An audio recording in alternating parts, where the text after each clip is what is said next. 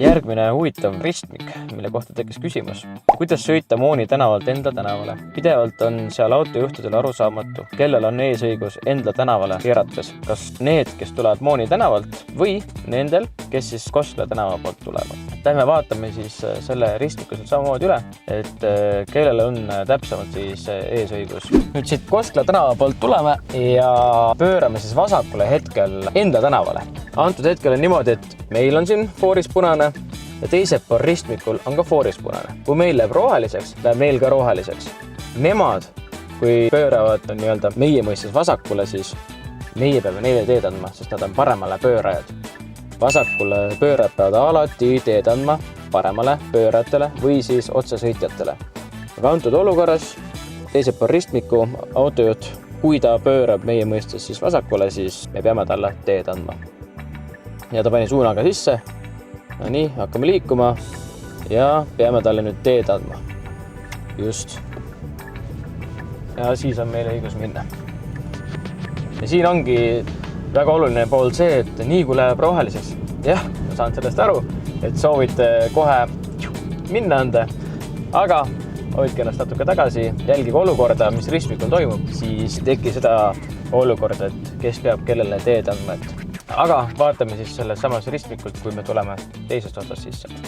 Nüüd tuleme siis teiselt poolt ristmikult Mooni tänavalt ja tahame pöörata paremale Endla tänavale. Ehk siis praegu meie pöörame paremale ja kui vastas ristmikul läheb ka roheliseks, siis nemad peavad meile teed andma, sellepärast, et meie oleme paremale pöörajad. Kohe hakkame siis vaatama, et kuidas see meil siis siin läheb.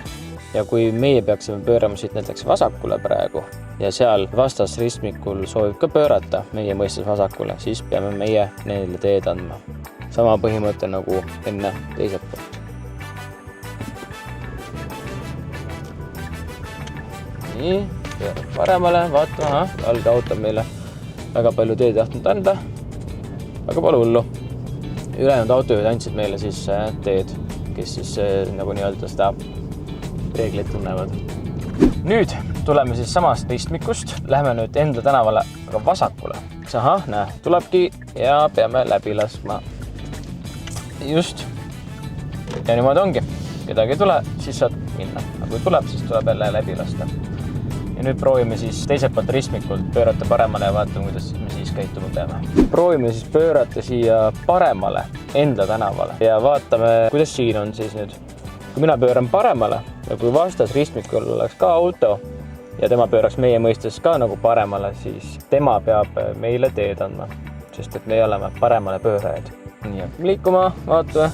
Hetkel praegu paraku kedagi ei tule, aga meie siis teeme selle pöörangu ära, sest meil on niikuinii eesõigus.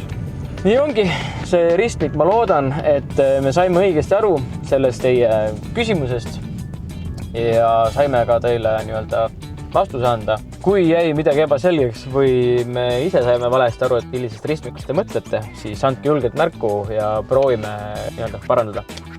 Aga seniks teile turvalist liiklemist ja kõik head.